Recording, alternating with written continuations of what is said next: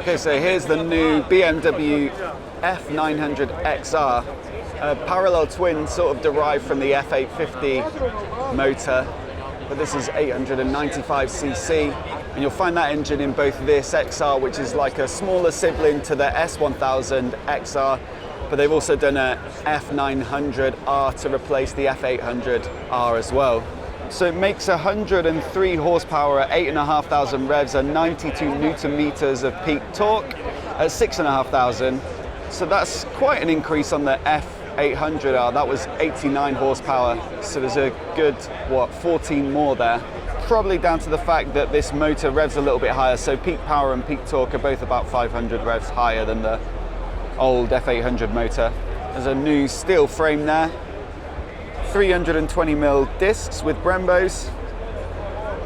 Radial Brembos are pretty much on all of the new bikes. TFT screen comes as standard on this bike, as does the slipper clutch, but there are options for cornering ABS, cornering traction control, brake control, drag control, and there's an option for cornering headlights too.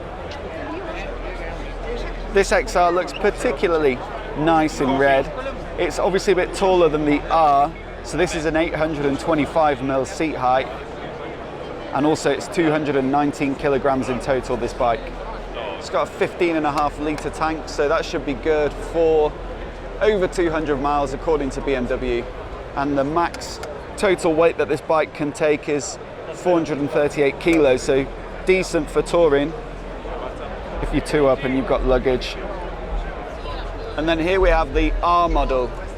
Really nice looking bike actually.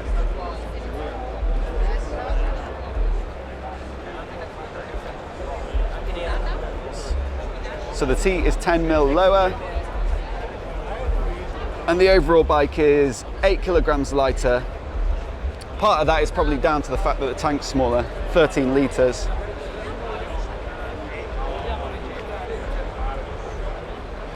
Nice R detail on the seat cover there.